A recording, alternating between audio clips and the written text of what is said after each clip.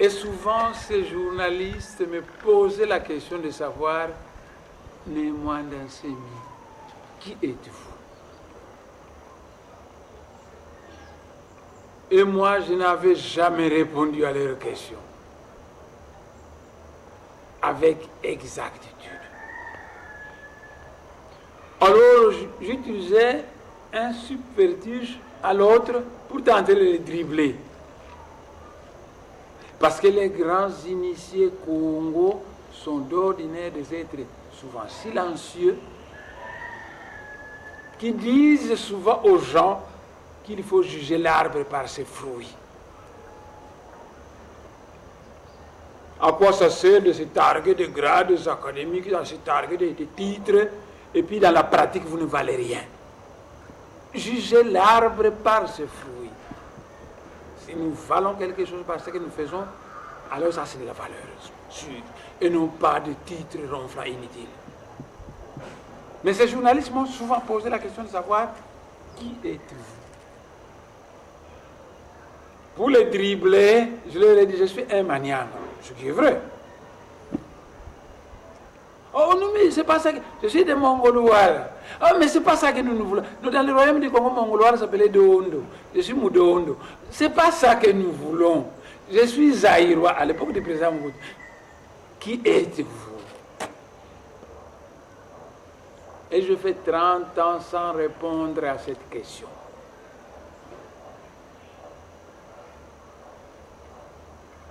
Après 30 ans, aujourd'hui, je vais tenter de répondre à cette question. Donc, une question qu'on me pose pendant 30 ans, je dribble. Aujourd'hui, je vais tenter de répondre à cette question. Mais avant de répondre à cette question, je vais commencer par vous préparer.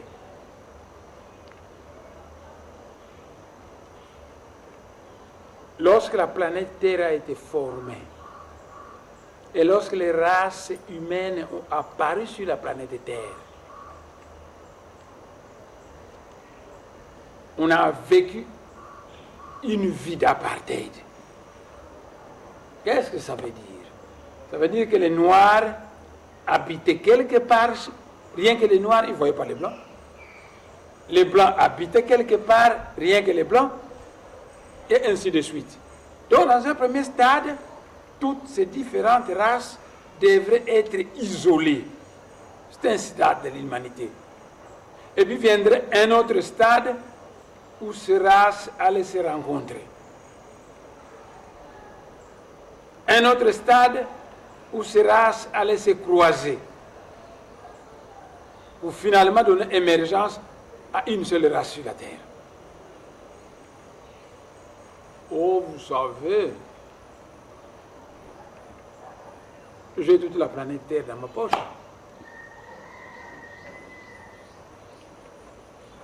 Bino, vous allez coller comme un PMB. Mais en Europe, les Blancs ont maintenant beaucoup de cancers de peau. Parce que cette peau que vous appelez la peau blanche, ça a des défauts et des qualités. Chaque fois que la planète se chauffe, la peau la mieux adaptée, c'est la peau noire. Donc, avec le réchauffement de la planète, il n'y aura plus de cancer en Europe, les cancers de peau. Pour diminuer ces cancers, qu'est-ce qu'il faudra faire? Par exemple, c'est un problème qui tracasse l'Occident. Mais il faut croiser le blanc avec le noir et donner naissance aux mulâtresses dont la peau est un peu plus sombre. Par exemple. Mais je vous disais que quand la planète Terre a été formée, il fut une période où les blancs vivaient à part, les noirs à part, les jaunes à part, ainsi de suite. Ce n'était qu'un stade. Devait suivre un stade où on devait commencer à se connaître, les différentes races, et puis un autre stade où finalement ces différentes races devaient se croiser, se marier, pour finalement aboutir à une race unique sur la planète Terre. Mais ça n'a pas été fait suivant notre plan du monde spirituel. Au 15e siècle, les gens ont quitté l'Europe, ils sont allés en Amérique, ils ont exterminé les peaux rouges. Qui vous a dit d'exterminer les peaux rouges? Ils ont exterminé les peaux rouges, on leur a arraché la terre, ce qui est devenu l'Amérique. Et ces blancs, ils ont quitté l'Europe, ils sont venus en Afrique, ils avaient besoin de travailleurs dans le Nouveau Monde. Alors ils ont pris des Noirs, des esclaves, ils sont allés les vendre au marché américain et les Noirs sont mis à construire l'Amérique. Vous avez fait les choses en désordre, mais il fut une période où la planète étant formée, les Noirs habitaient d'un côté, les Blancs de l'autre côté, ainsi de suite. À ce moment-là, le Seigneur à Congo avait sacré un peuple élu par race.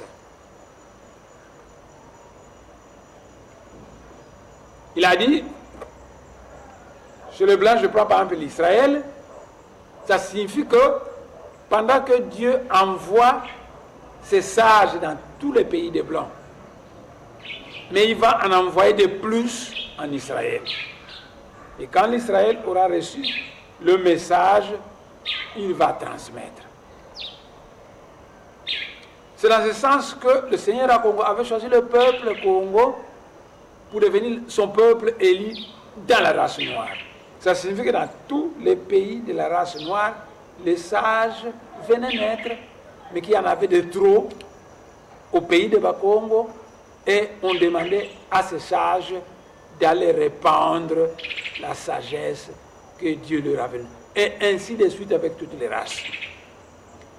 Vous savez, en 1921, lorsque le prophète Kimbangu était arrêté, qui devrait aller, la première décision était qu'on l'envoie faire la prison en Belgique, le prophète Kimbangu. Et le prophète Kimbangu a dit, je le jure au nom de Nzambi Mpungu, que je n'irai pas en Europe. Que tout camion dans lequel vous me mettrez tombera en panne. Tout bateau dans lequel vous me mettrez tombera en panne. Et tout avion dans lequel vous me mettrez tombera en panne. Je le jure, un grand être du monde spirituel qui jure au nom du Dieu Nzambi Mpungu. Vous n'avez pas vu qu'après avoir été jugé par le général de Rossi, le général de Rossi était un Italien naturalisé belge. Après avoir été jugé par le général de Rossi en Banzangoumou, le seigneur Kimbangu a dit, vous avez voulu m'envoyer en Belgique, vous venez d'accepter que je vais faire ma prison dans les pays de la race noire. Je suis tout à fait d'accord avec vous. Je vous demande seulement de faire venir ma femme en Kamba et mes enfants. Je vais les bénir avant de partir. Les Blancs et les militaires de la force publique, très arrogants, ils ont dit à Moutakimangu, tais-toi, entre dans le train. Moutakimangu leur dit, mais alors dans ces conditions, le train ne va pas marcher. Alors un machiniste blanc monte dans le train. Allez, où est le train? On l'a mis dans le train et le train est tombé en panne. On a pris les meilleurs mécaniciens blancs pour réparer le train est tombé en panne.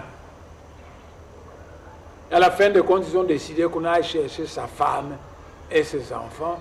Et quand il a béni sa femme et ses enfants, il a dit, maintenant nous pouvons partir.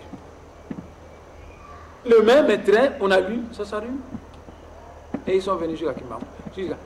Mais à cette époque-là, c'est ça que je voulais vous dire. À cette époque-là, dans le Manianga, partout, les Ngounza chantaient Siere Bianfumu, Boulumwa Ngusu, Luenda la Kuna Ilotaburi. Ainsi donc, vous avez une planète Terre, les Blancs à part, les Noirs à part, et ainsi de suite. Dieu choisit dans chaque race un peuple élu à qui il envoie prioritairement. Je ne vois pas qu'il n'envoie que chez ce peuple-là. Il envoie chez tous les autres peuples, mais en petite dose, et prioritairement, il envoie ce peuple-là pour que ce peuple puisse se répandre.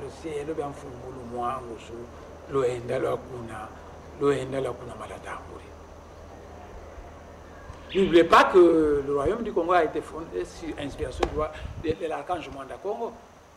Et qu'après avoir fondé le royaume du Congo,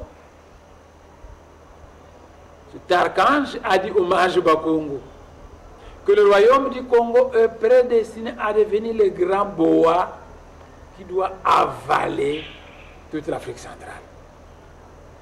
Donc le plan spirituel impose une certaine loi au Bas-Congo, une certaine sagesse au Bas-Congo, et après avoir assimilé ça, on demande au Bas-Congo de répandre ça dans toute l'Afrique centrale. Quand ils auront répandu dans toute l'Afrique centrale, ça va nécessairement rayonner partout dans toute l'Afrique. C'était seulement pour des raisons de travail que Dieu avait choisi des peuples élus dans chaque race.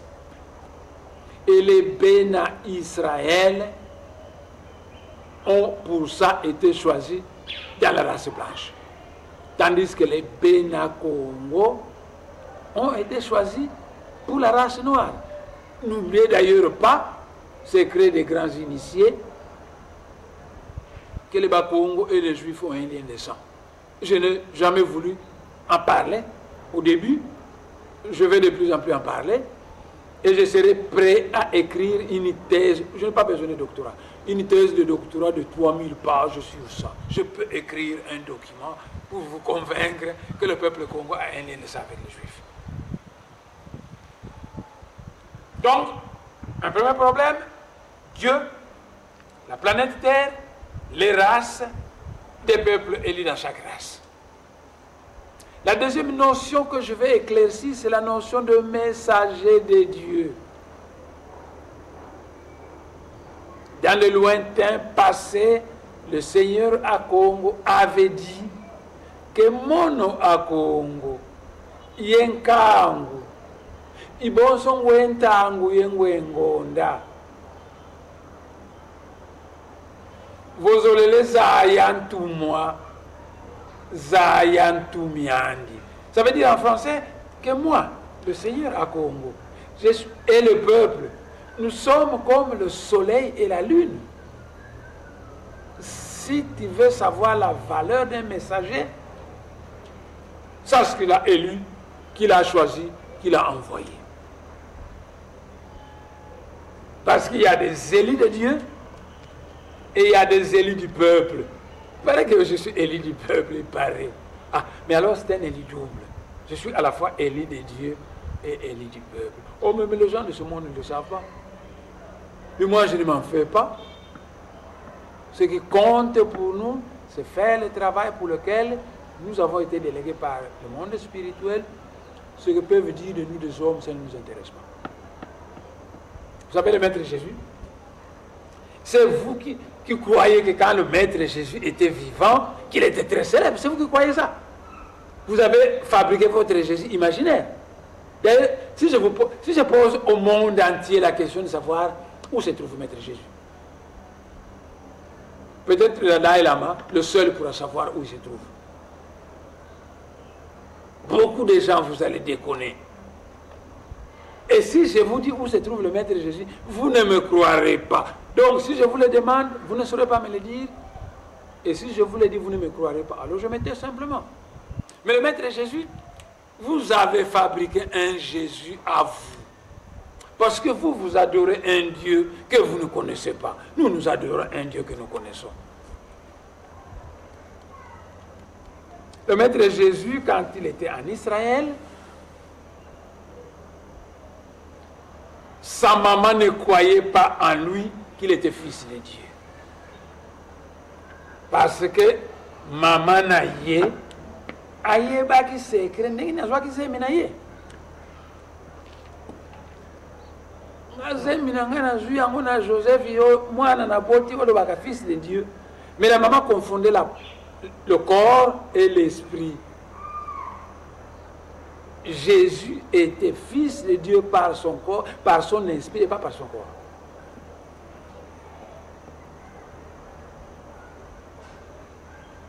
Un jour, le Maître Jésus donnait cours, parce que tout maître doit donner cours si nous voulons former des dauphins. Tout maître doit avoir une salle de conférence si nous voulons former des dauphins. Un jour, pendant que le Maître Jésus donnait, court à ses disciples. On vient frapper à la porte. Le maître Jésus dit à l'un de ses disciples, va voir qui est celui-là. Et le gars va ouvrir la porte. Il vient dire à Jésus, ta maman et tes frères. Le véritable frère né de même père, de même mère. Ta maman et tes frères sont à la porte. Maître, ta maman et tes frères sont à la porte. Le maître Jésus s'énerve. Il dit, qui est ma mère? Qui est mon frère, sinon celui qui croit en moi? Cette femme qui ne croit pas en moi est ma mère. Donc, vous ne savez pas ce que vous dites, parce que vous ne savez pas où se trouve le maître Jésus.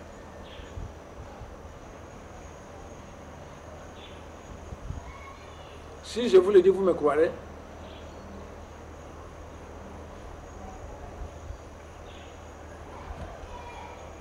Le maître Jésus n'était pas connu tel que vous le croyez. Que tant que vous avez collé à Jérusalem, tout le monde va dire Polo Azali collé. Waya. Il n'était pas connu.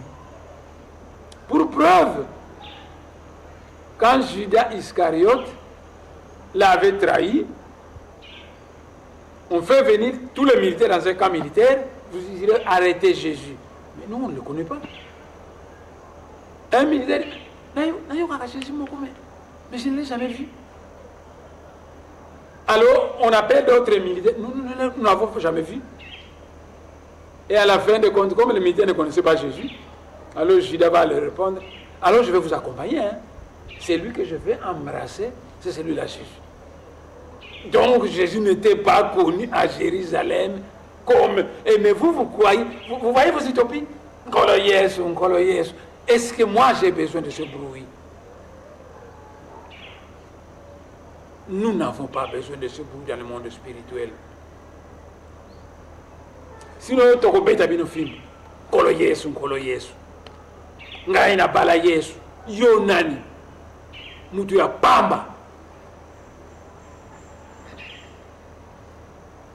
Yo mutu ya pamba, l'animal humain. Tu prétends être marié ou être Jésus. Et vous avez même des hommes qui chantent comme ça en dansant. Na bala Yesu.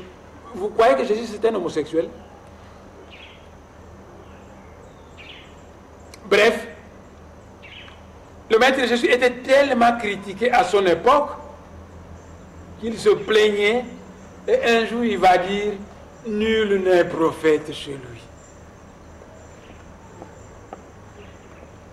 Un jour le maître Jésus va dire le prophète n'est jamais respecté à son époque et à son temps. C'est pourquoi je vous dis que que vous me glorifiez, que vous ne me glorifiez, ça ne me dit absolument rien. Ce qui compte pour moi, c'est faire le travail pour lequel le monde invisible m'a envoyé. Mais au royaume du Congo, les sages disaient que Wafwa, Watondwa. Ça aussi, ce n'est pas de votre faute. En 1921, le prophète Kimbangu se lève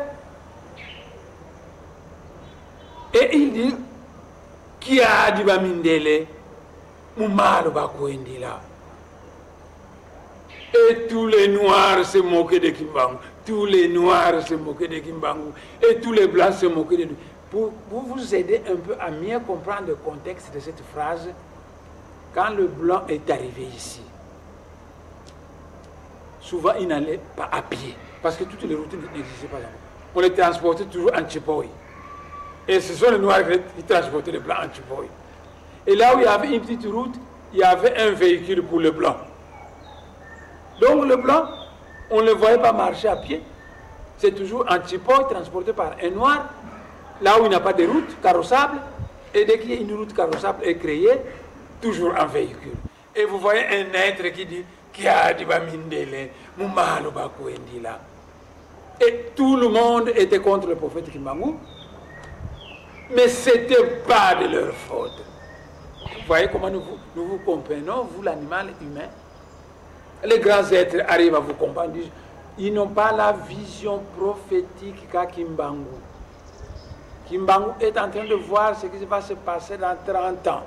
Quand le blanc va se mettre à fuir, qui va aller à pied. Kimbangu voit ça. Mais tous les noirs qui n'ont pas cette vision prophétique, tous les blancs, ne voient pas ce qui va se passer dans 30 ans. C'est pourquoi ils ne croient pas à nous, ce n'est pas de leur faute.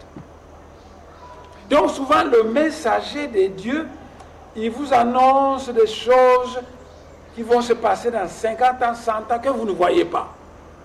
Donc nous sommes ici à Kinshasa. Moi, je vois ce qui se passe à Boma. Et j'ai dit au président de l'Assemblée nationale qu'on a coupé le courant à Kasumbalesa, qu'on a coupé à Lubumbashi, qu'on a coupé... Et alors, nous sommes au palais du peuple, les gens ne croient pas. Le président, quelle que soit sa bonne volonté, il ne voit pas ce que moi je vois. Et alors, il demande, le président demande, honorable tel, contactez Matadi, est-ce qu'on a coupé le courant? Honorable tel, mais nous voyons automatiquement qu'on a coupé.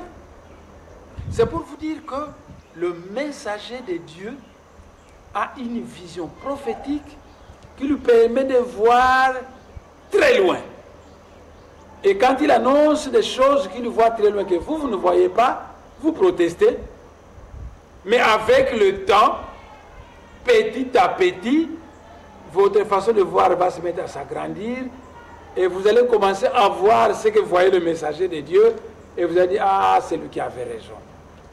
Et la sagesse qu'on nous dit, wa foi, wa tondwa. Peut-être quand vous allez commencer à lui donner raison, il est déjà mort.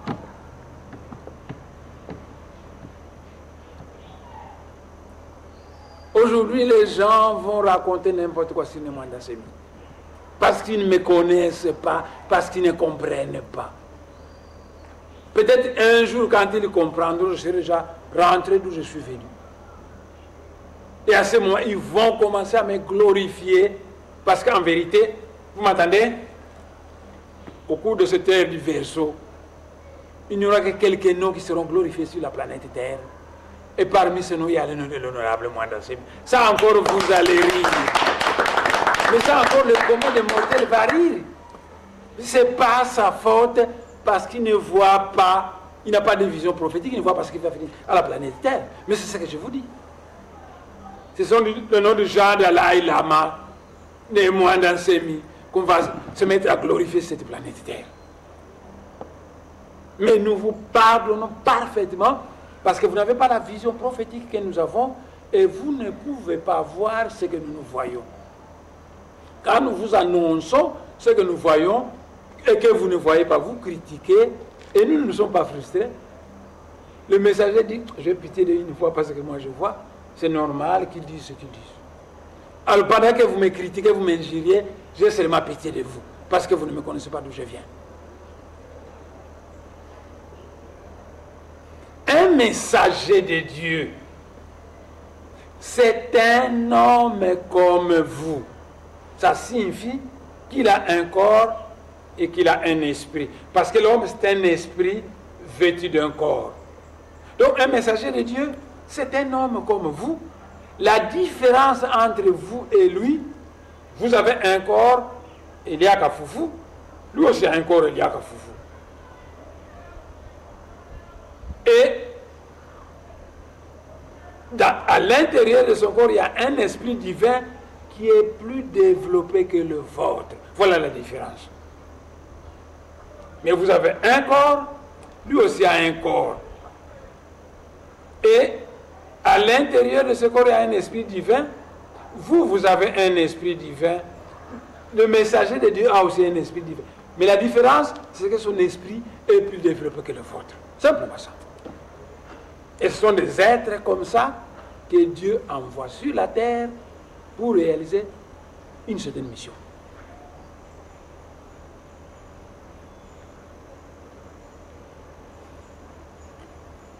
Dans le lointain passé,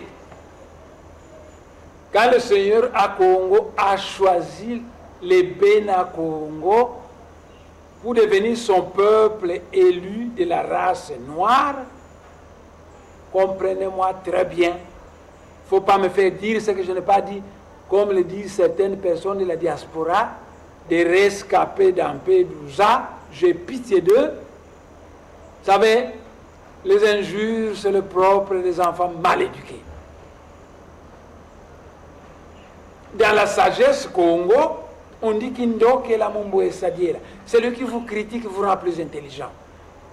Donc, je suis ouvert à la critique qui peut me permettre d'améliorer mon travail. Mais quand quelqu'un ne fait qu'un girer puis n'avance aucun argument, j'ai pitié de ces rescapés d'Lampedusa que tout en vivant en Europe, un continent de la race blanche, une race où il y a des gens très intelligents, ce nègre, tout en vivant en Europe, n'a pas changé. J'ai pitié de lui.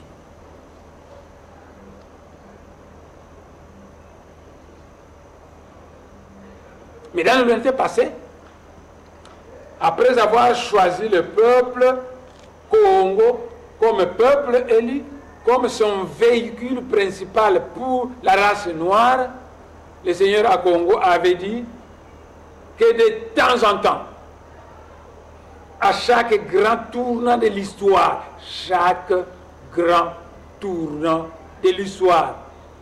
j'enverrai un messager au peuple Congo pour orienter le peuple dans la direction de l'ère nouvelle. Oh, mais je pouvais vous donner tant d'exemples, mais je veux simplement, si je vous parle de Mbakalanzondo, vous ne le connaissez pas. Je vous parle de Kodi Pouanga, peu de gens le connaissent dans le Bandung. Je vous parle alors, je vais seulement vous parler de Fumu Kimbangu que vous connaissez. Fumu Kimbangu était venu à un grand tournant de l'histoire de la race. Quel était ce grand tournant? La décolonisation des peuples du monde. Et à ce grand tournant, on devait décoloniser. Dieu envoie un messager, le prophète Kimbangu. Vous pouvez aller en Kamba, on ne vous dira jamais pourquoi le prophète Kimbangu est venu. Parce que Mbouta Dianguenda a dit que les vrais Kimbanguistes ne sont pas encore dans l'église Kimbanguiste. Mbouta Dianguenda leur a dit ça. Et il leur a dit ça 3 jours après que je me suis entretenu avec lui. À ce moment, j'étais étudiant à l'université, je suis allé m'entretenir avec Mbouta Dianguenda. Et le dimanche, au centre d'accueil, il a dit aux gens, les vrais Kimbanguistes ne sont pas encore dans l'église Kimbanguiste. Et je vous annonce sincèrement qu'à l'église Kimbanguiste, on ne connaît pas la mission de Mbouta Kimbangu. Ce sont des gens qui font du Kimbanguisme sans l'esprit des prophètes Kimbangu. Moi, je connais le Seigneur Kimbangu. C'est un grand être, un être très grand.